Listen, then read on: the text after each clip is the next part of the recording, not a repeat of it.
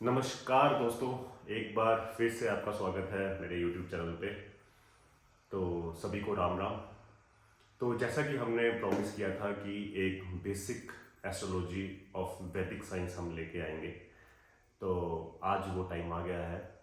तो यहाँ एक मैं चार्ट शो कर रहा हूँ आपको स्क्रीन पे। तो ये लगन चार्ट है। लगन चार्ट में हम विश्लेषण करेंगे आज कि हमारे नंबर ऑफ हाउसेस कितने होते हैं ग्रहों के। नंबर ऑफ हाउसेस 12 होते हैं, जैसा कि आप देख ही रहे हैं इस चार्ट पे। ये नंबर ऑफ हाउसेस हमारे जीवन में क्या क्या विशेषताएं बताते हैं हमारे लिए, वो आज हम डिस्कस करेंगे इस वीडियो में।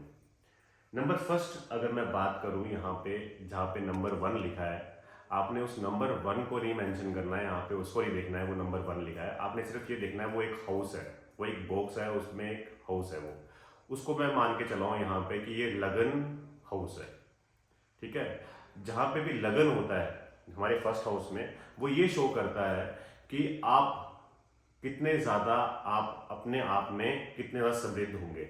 फॉर एग्जाम्पल मैं आपको बात करूं कि अगर मैं आपके करेक्टर से ही बात करूं, तो आपकी लंबाई कितनी ज़्यादा होगी, आपका कद कितना होगा, आप छोटी हाइट के होंगे या नहीं होंगे, आप गोरे होंगे या काले होंगे। ये सब चीज़ें लगन चार्ट से पता लगता है और उसके फर्स्ट हाउस से ये आप बता सकते हैं। ठीक है, ये तो हो गई एक फर्स्ट हाउस की बात। ऐसे ही अगर मैं एंटी क्लॉकवाइज बात करूं सेकेंड हाउस की, तो सेकेंड हाउस जहाँ पे 2 नंबर लिखा है वो सेकेंड हाउस है हमारा, और उससे हम बता सकते हैं कि आपकी वाणी, आपका कुटुंब और आपका फाइनेंस कैसा रहेगा। ठीक है, ये आ गया आपका नंबर सेकंड। नंबर थर्ड में आप बात करते हैं, एंटी क्लॉकवाइज ही चल रहे हैं इसी इसी उसमें। नंबर थर्ड आ गया आपका छोटे भाई बहन। आपके छोटे भाई बहन कैसे होंगे, आपका पराक्रम कैसा होगा, आप कितने मेहनती होंगे, ये सब चीज़ हम विचार करते हैं थर्ड हाउस से। एक और मैं बीच में आपको एक बात बताना चाहूँगा कि मैं ये बार बार लगन चार्ट के बारे में ही क्यों बता रहा हूँ। आपने सुना होगा कि एक चंद्र राशि भी होती है, जैसे एक लगन राशि होती है वैसे एक चंद्र राशि भी होती है। तो चंद्र राशि का जो लगन चार्ट में अगर मैं कंपैरिजन करूँ, तो ये बिल्कुल ही डिफरेंट है। चंद्र चंद्र से आप ये समझ सकते हैं कि चंद्र होता है मन का कारक। अगर मैं किसी व्यक्ति विशेष का विश्लेषण कर रहा हूँ, उसका भविष्य का विश्लेषण कर रहा हूँ, तो मैं हमेशा लगन चार्ट को लेके चलता हूँ। क्यों? क्योंकि अगर मैं चंद्र राशि, अगर मैं उसकी मून राशि से या फिर मून साइन से उसका विश्लेषण करूंगा, तो आप ऐसा समझ लीजिए कि मन का कारक चंद्रमा है, और मन जो है वो हर दिन में 10 बार कोई विचार कर लेता है। सुबह आपका विचार मन से कुछ और होगा, दोपहर को कुछ और होगा, रात को कुछ और होगा। तो आप 10-15 बार अपने विचार चेंज कर सकते हो। इसलिए कभी भी किसी व्यक्ति विशेष का आपने अगर विश्लेषण करना है, कुंडली देखनी है उसकी, या अपनी भी आप कुंडली स्टडी करते हैं, तो हमेशा लगन चार्ट को लेके चले। ठीक है, तो अभी हम बात कर रहे थे थर्ड हाउस की, ऐसे ही बात कर लेते हैं फोर्थ हाउस की। फोर्थ हाउस आपका होता है माता का। भूमि, वाहन, घर, जितना भी आप अपने समृद्धि में, अपने एरिया में आप देखते होंगे जिनके बड़े बड़े, बहुत बड़े बड़े घर है, उनका हमेशा ही फोर्थ हाउस जो होता है वो अच्छा होता है। इसीलिए उनके इतने बड़े घर, इतनी बड़ी गाड़ियां, या इतना बड़ा उनका एक एम्पायर खड़ा हो सकता है। या जिनके माता जो है वो बहुत ही ज़्यादा समृद्ध होते हैं, वो इसी घर से विचार किया जाता है उसका। नंबर फिफ्थ हाउस बात करते हैं, ये आपका संतान का हाउस है। यहाँ से आप अपनी संतान का विचार कर सकते हो। संतान होने में अगर डिले हो रहा है, संतान होने में आपका अगर आपका लड़का होगा या लड़की होगी, ये भी इसी फिफ्थ हाउस से इसका विचार किया जाता है। फिफ्थ हाउस से स्टॉक मार्केट, जितना भी सट्टे का काम आता है, सट्टा हो गया, शिक्षा हो गई। आपने अगर मान लो किसी चीज़ की डिग्री करी है, क्या आप उसी चीज़ पे व्यवसाय करेंगे कि नहीं करेंगे, ये भी फिफ्थ हाउस से ही डिसाइड होता है। तो फिफ्थ हाउस में क्या आ गया, संतान आ गई, शिक्षा आ गई आपकी। ठीक है, आपका लव अफेयर भी ये फिफ्थ हाउस दर्शाता है। आपका स्टॉक मार्केट, आपका एकदम से जो अनसर्टेन गेन्स होते हैं, ये भी फिफ्थ हाउस से आपके पता चलते हैं। तो आगे बात करते हैं नंबर 6 की। नंबर 6 में आपका आ गया house of competition. House of competition का मतलब आप ये समझ लीजिए कि आपने कोई एग्जाम दिया, और उस एग्जाम में आप कैसी तैयारी करके चलें, और आप उसमें पास भी हो पाएंगे कि नहीं हो पाएंगे, ये सब चीज़ें सिक्स्थ हाउस से पता चलती हैं। सिक्स्थ हाउस आपका कोर्ट कचहरी के मामले, आपके कोई केस चल रहा है, वो सारे के सारे रोग रोग मतलब जिसको मैं बोल सकता हूँ जो कि लॉन्ग टर्म वाले रोग होते हैं, जैसे आपको कोई लंबी बीमारी लग गई, वो 6th हाउस से उसका विचार किया जाता है। नंबर 7th हाउस आ गया आपका दाम्पत्य हाउस हो गया, ये आपकी पत्नी, आपके हस्बैंड, उनके बारे में बताया। अगर आप लेडी हैं तो आपके हस्बैंड का विचार किया जा सकता है इससे, अगर आप पुरुष हैं तो आपकी पत्नी का विचार किया जा सकता है इससे, ठीक है। और 7th हाउस आपके बिजनेस पार्टनर्स का भी विचार करते हैं इससे। 7th हाउस एक तरह से बहुत ज़्यादा हमारे जीवन में रोल डालता है। जब आप किसी एक प्रोफेशन में होते हैं या फिर आप कोई बिजनेस कर रहे होते हैं या फिर कोई जॉब कर रहे होते हैं, तो अगर आपका 7th हाउस अच्छा है तो आपके जितने भी पार्टनर है उसमें वो बहुत अच्छा रोल प्ले करेंगे। नंबर 8 हो गया ये मृत्यु घर इसको कहा जाता है, मृत्यु हाउस है ये, इससे मृत्यु का विचार कर सकते हैं और इससे मोक्ष का विचार भी किया जाता है। ये हाउस दोनों है, आपकी मृत्यु के बारे में बताया, आपके मोक्ष के बारे में बताया, और आप पे कोई सीक्रेट्स है जिसको आपने हमेशा अपने पास ही रखा है, वो सीक्रेट्स भी इससे विचार कर सकते हैं। ऑकल्ट साइंस, आपने कोई एस्ट्रोलॉजी का बहुत ज़्यादा आपको गहरा ज्ञान है तो वो भी इसी हाउस से पता चलता है, 8th हाउस से। 9th हाउस आ गया, आपके पिता का हाउस है 9th हाउस पिता का हाउस हो गया, भाग्य हाउस हो गया। आपकी जितना भी आप बोलते हैं ना, आप सुनते होंगे एस्ट्रोलॉजर से कि आपका भाग्य उदय इस टाइम पे होगा, तो वो 9th हाउस को देख के ही बताते हैं कि आपका जो भाग्य उदय है वो आपकी आयु के किस वर्ष में आपका होगा। ये जो आपका 9th हाउस होता है, 9th हाउस से आप विदेश यात्रा का भी पता कर सकते हैं कि आप जीवन में विदेश यात्रा करेंगे या नहीं करेंगे। 10th हाउस पे लेके चलते हैं आपको, तो 10th हाउस आपका विचार करता है, ये कर्म स्थान का हाउस है। कर्म आप कैसा करेंगे जीवन भर में, कैसा आपका कर्म रहेगा, आप किस व्यवसाय में जाएंगे, ये भी 10th हाउस से पता कर सकते हैं। 10th हाउस एक तरह से आपके पूरे व्यवसाय और आपकी नौकरी, आपकी सरकारी नौकरी लगेगी, आपकी प्राइवेट नौकरी लगेगी, ये सब चीज़ें 10th हाउस से डिसाइड होती हैं, ठीक है।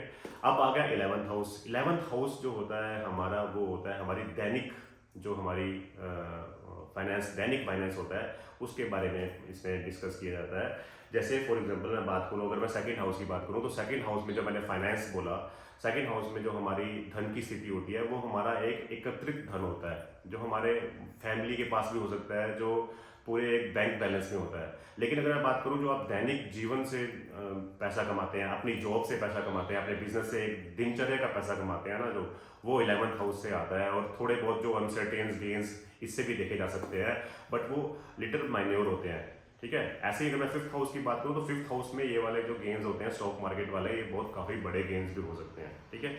ऐसे ही 12th हाउस में बात करें तो 12th हाउस होता है हमारा खर्चे का भाव।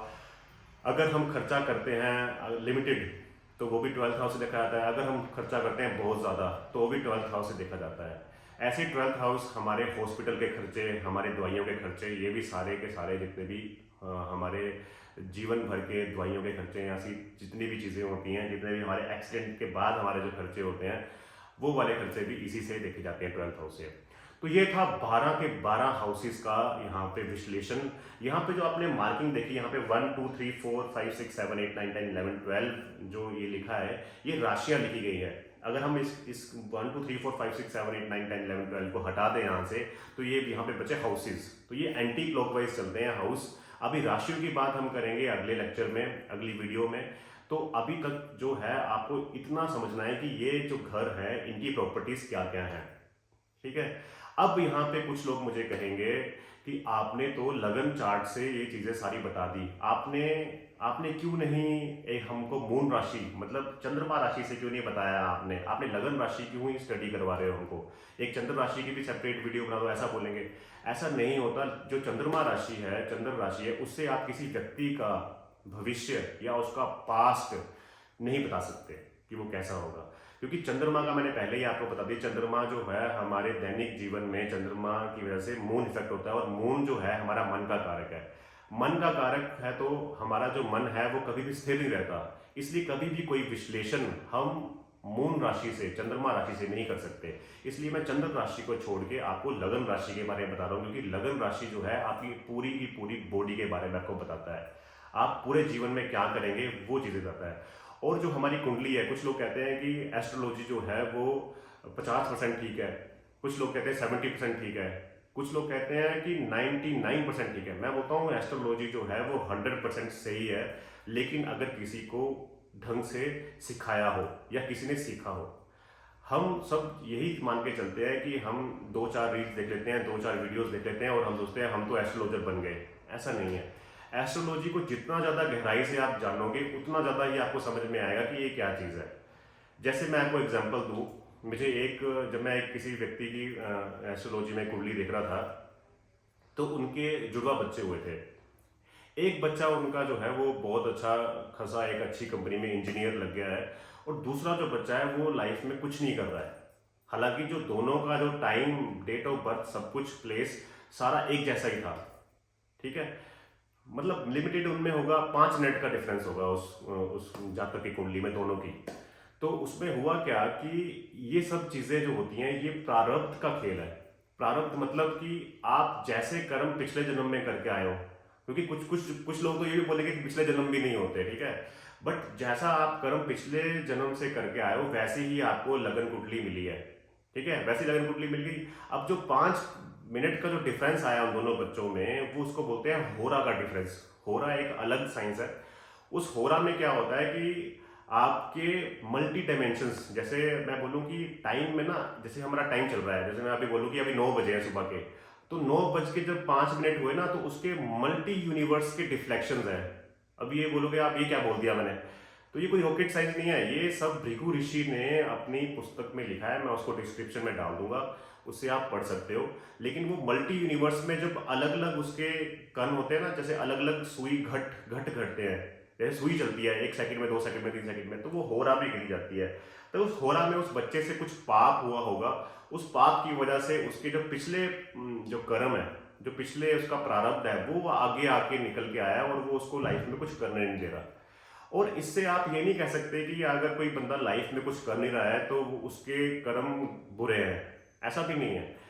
इसका मतलब ये है कि अलग अलग जगह पे अलग अलग इसका प्रभाव पड़ता है। जैसे फॉर एग्जांपल मैं आपको बात करूं, कोई व्यक्ति बहुत ज़्यादा पूजा पाठ करता है अपनी ज़िंदगी में, जिसने बहुत ज़्यादा पूजा पाठ किया है, और एक बंदे ने बिल्कुल पूजा पाठ नहीं किया, तो हो सकता है कि जिसने पूजा पाठ किया है उसने पिछले जन्म में बहुत बुरे कर्म किए हैं, इसलिए वो इस जन्म में पूजा पाठ कर रहा है। उसको एक मौका दिया गया है कि तू अपना जो पिछला वाला कर्म है उसको तू कर सकता है उसको, क्योंकि कुछ भी जो भी चीज़ चल रही है वो भगवान की इच्छा से चल रही है। जो भगवान चाहते हैं वही हो रहा है। मैं अगर हाथ हिलाऊं तो ये भी परमात्मा के हिसाब से ही हाथ हिल रहा है। अगर परमात्मा चाहे तो अभी मुझे हार्ट अटैक आ जाए और मैं यहीं मर जाऊं, ठीक है। तो ये सब चीज़ें जो चल रही हैं वो सब परमात्मा चला रहा है, और परमात्मा के इशारे से सब चीज़ें चल रही हैं। और जो मैं एस्ट्रोलॉजी भी आपको ये बता रहा हूँ, ये परमात्मा ने खुद लिखी है। भृगु ऋषि जो है, जिनका मैं अभी जिनका मैं जिक्र कर रहा था, आप गीता उठा के देखना, गीता के श्लोक में, श्लोक का मुझे इतना याद नहीं है कि गीता के किसी एक श्लोक में, मैं मेंशन कर दूंगा उसको डिस्क्रिप्शन पे, अगर आप चाहते हैं तो मैं डिस्क्रिप्शन में मेंशन करके बता दूंगा आपको कि वो किस श्लोक में लिखा है। उसमें लिखा है श्री कृष्ण भगवान ने कि ये भृगु ऋषि जो हूँ है, जो भृगु ऋषि जिन्होंने ये पुस्तक लिखी है एस्ट्रोलॉजी की, ज्योतिष की, वो मैं ही हूँ। ये भगवान श्री कृष्ण कह रहे हैं। तो भगवान श्री कृष्ण कभी झूठ नहीं कह सकते, और भगवान ऋषि श्री कृष्ण का जो ये एस्ट्रोलॉजी, ये ज्योतिष बनाया गया है, वो कभी झूठ नहीं हो सकता। तो ये सब चीज़ें जो हैं ये एस्ट्रोलॉजी के अकॉर्डिंग चलती है, और मैं 100% मान के चलता हूँ कि 100% जो ज्योतिष है वो सच है। मैंने खुद अपने आज तक मैंने कम से कम 15 से 20 हज़ार कुंडली देख चुका हूँ मैं। तो उसमें मैंने जो विश्लेषण किया है वो सारा का सारा परफेक्ट है। और जितना भी लोग मुझसे मिलते हैं, जितने भी लोग मुझे कहते हैं कि ये सब चीज़ें कैसे संभव है, मैं उनको ये सिंपल यही कहता हूँ कि ये प्रारब्ध पे डिपेंड है। जो हमारी जो कुंडली का जो स्क्रीनशॉट लिया गया जब आप पैदा होते हैं, तो उसका एक स्क्रीनशॉट लिया जाता है। स्क्रीनशॉट मैं इसलिए बोल रहा हूँ क्योंकि आज की जो जनरेशन है वो इसी तरीके से समझ पाएगी कि ये मैं क्या बोल रहा हूँ। स्क्रीनशॉट मतलब जैसे ही आप अपनी माता के गर्भ से बाहर आए, जब आपने पहली सांस ली ना, उस टाइम पे इस ब्रह्मांड में एक लॉ चल गया। लॉ लॉ मतलब कि एक आपके ऊपर एक लॉ लागू हो गया। अब जब आप जो कर्म करोगे वो सारे के सारे कर्म आपके गिने जाएंगे, ठीक है। और जो पिछले कर्म करके आए हो उससे तो आपको जन्म मिल गया। आपका जन्म किसी जेल में हुआ, किसी हॉस्पिटल में हुआ, किसी के घर में हुआ, या आपका जन्म गाड़ी में ही हो गया। आप हॉस्पिटल जा रहे थे, आपका जन्म गाड़ी में ही हो गया। तो ये सब पहले से ही डिसाइडेड होता है, वो प्रारब्ध पे डिपेंड करता है। अब जो आगे जन्म चलेगा वो आप चेंज कर सकते हो अपने अकॉर्डिंग कि आपको आप कैसा बनना है। अगर आप बहुत ज़्यादा पूजा पाठ करने लगे तो पूजा पाठ से आप उसको चेंज कर सकते हो। एक और मैं यहाँ पे पॉइंट ऐड करना चाहूँगा। अगर कोई व्यक्ति, जब मैं ये पढ़ा रहा हूँ और कोई व्यक्ति बोलेगा कि यार मेरे ग्रह तो, मेरा तो ये ग्रह इस घर में बैठा है, लेकिन मेरे मेरे पे तो ये चीज़ लागू नहीं हो रही। वो इसलिए लागू नहीं हो रही क्योंकि आप बहुत ज़्यादा पूजा पाठ करते हो। पूजा पाठ से ग्रह को चेंज किया जा सकता है। अगर आपके कोई ग्रह घर में मार्केश ग्रह बैठा है जिससे आपको बहुत ज़्यादा नुकसान हो रहा है, लेकिन आपने कुछ टाइम से बहुत ज़्यादा पूजा पाठ करनी स्टार्ट कर दी है, तो आपका जो मार्केश वाला ग्रह है वो शांत हो जाएगा और वो इफेक्ट नहीं करेगा। लेकिन आपको कोई ज्योतिष है जब आपकी कुंडली देखेगा तो आप वो बोलेगा कि आप तो मरने वाले थे या आप तो 12 साल पहले मर चुके होते। तो हो सकता है आपने 12 साल पहले बहुत ज़्यादा पूजा पाठ करना स्टार्ट कर दिया और उस ग्रह को शांत कर दिया। तो ये सारी की सारी चीज़ें जो है पूजा पाठ वाले पे लागू नहीं होती। जो पूजा पाठ करते हैं उनके ग्रह चेंज हो जाते हैं। ठीक है। अब कुछ लोगों की मैंने वीडियोस भी देखी थी कि कुछ लोग कह रहे थे कि गुरुदेव अगर कुंडली में अच्छे हों तो उनको ज़्यादा पूजा नहीं करनी चाहिए। कोई भी ग्रह ऐसा नहीं है, कोई भी ग्रह आपको पूजा करने से नहीं रोकता। पूजा करने से सारे ग्रह जो है वो शांत होते हैं। ये एक बेसिक वीडियो थी इसलिए मैं इसको बेसिक ही रखूंगा। इसके ज़्यादा जब मैं आगे जब लेक्चर्स में जाएंगे हम सेकंड बात करेंगे जब ग्रहों के बारे में। अभी तो हमने हाउसेस की बात की है। जब हम ग्रह पे जाएंगे तो मैं उसकी सारी बात करूंगा कि किस ग्रह से क्या क्या होता है और किस ग्रह के लिए कौन सी पूजा करनी चाहिए। ठीक है। तो तब तक के लिए गाइस आपको नमस्कार। जो भी भाई बंधु मेरी ये वीडियो देख रहे हैं प्लीज़ सब्सक्राइब करना और शेयर करना इस वीडियो को अगर आपको अच्छी लगे। ऐसे ही हमारी सनातन परंपरा बनी रहे उसके लिए आपका धन्यवाद।